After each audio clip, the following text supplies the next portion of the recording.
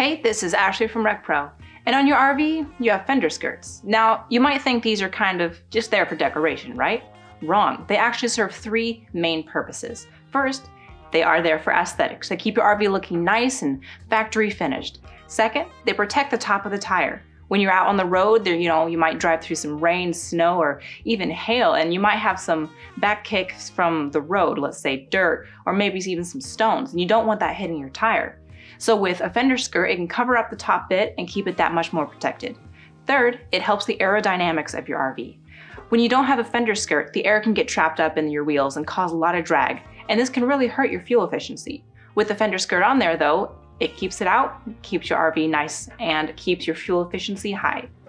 So we have many different types of fender skirts to choose from. Anything from a classic look to a sleek look to even a hefty look.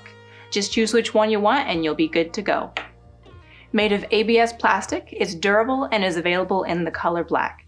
They're flared as well, and the texture really helps to minimize the damage and the dings that could happen with RV travel.